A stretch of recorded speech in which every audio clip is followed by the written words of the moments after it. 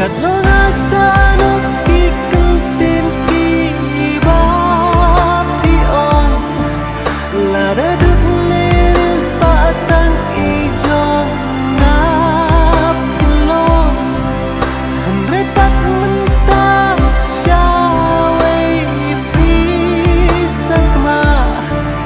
tang na markas pa pi syakla bon xin hi ching mong ki vei ngim ngeu thu kat ba la di